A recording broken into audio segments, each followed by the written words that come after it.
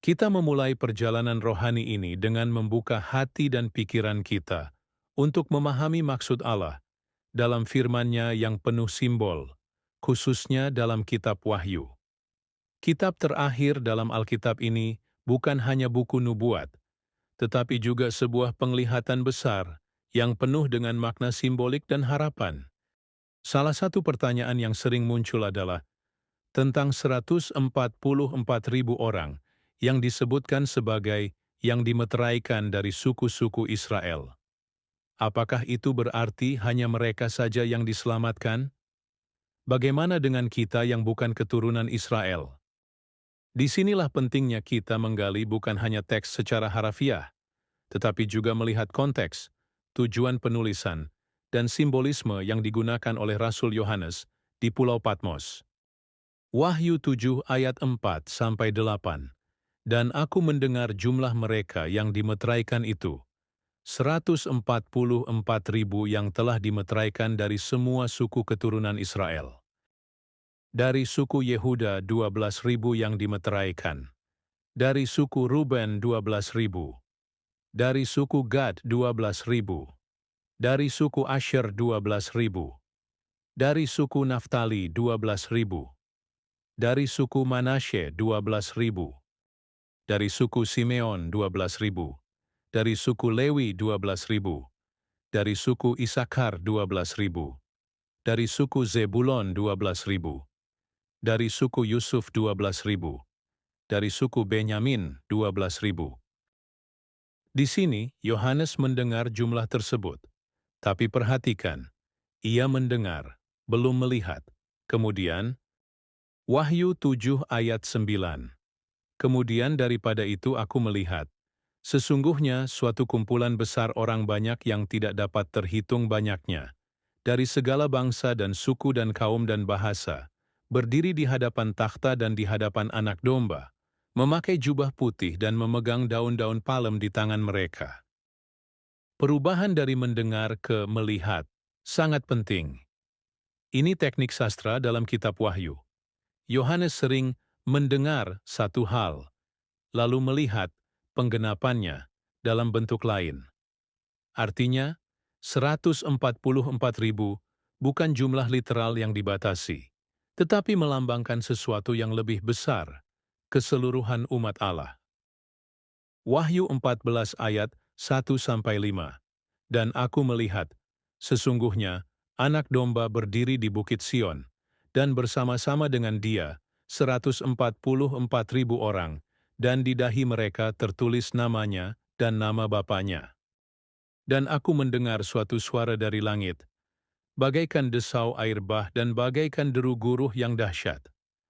Dan suara yang ku dengar itu seperti bunyi pemain-pemain kecapi yang memetik kecapinya.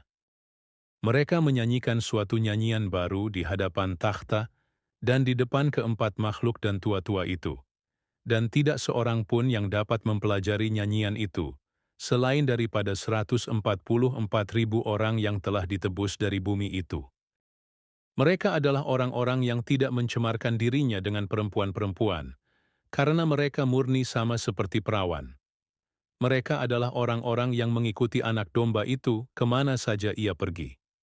Mereka ditebus dari antara manusia sebagai korban-korban sulung bagi Allah dan bagi Anak Domba itu. Dan di dalam mulut mereka tidak terdapat dusta, mereka tidak bercela.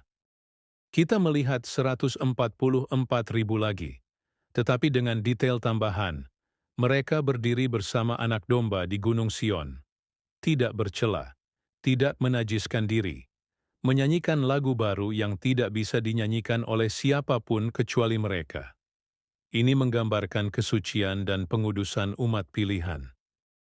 Tafsiran simbolis, angka 144.000, 12 suku Israel kali 12 rasul, sama dengan 144. 144 kali 1.000 sama dengan 144.000. Angka ini menyimbolkan umat Allah yang lengkap dan sempurna, bukan hanya dari etnis Israel, tetapi dari segala zaman dan bangsa. Ketidaksesuaian daftar suku.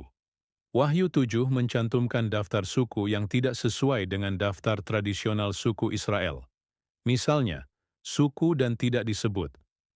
Yusuf disebut, padahal biasanya digantikan oleh suku Efraim dan Manasye. Mengapa? Karena tujuannya bukan menyampaikan daftar literal, melainkan menyampaikan pesan rohani.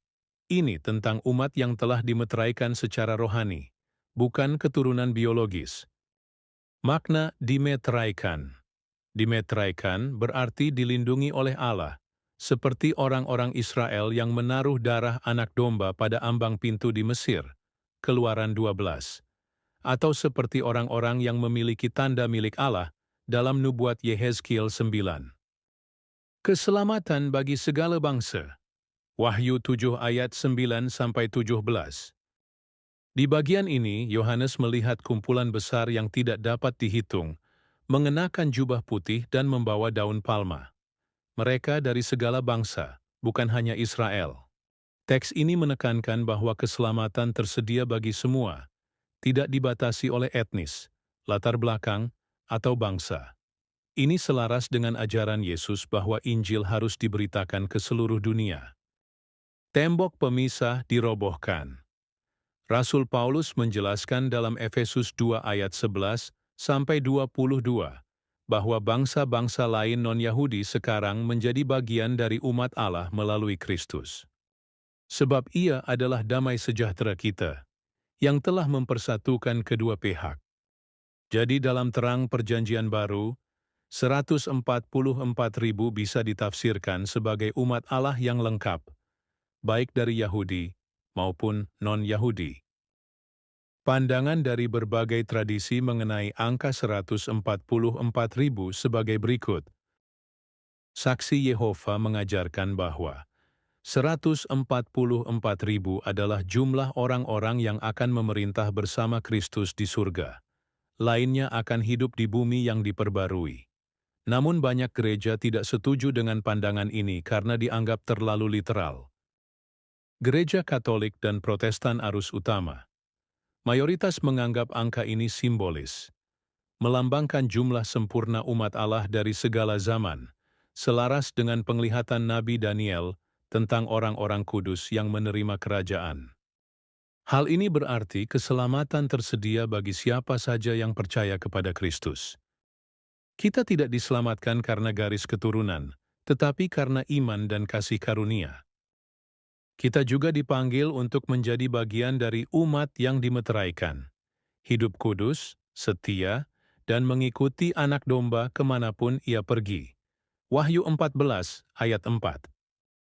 Hidup sebagai umat yang memiliki meterai Allah di hati, Roh Kudus sebagai tanda kita miliknya.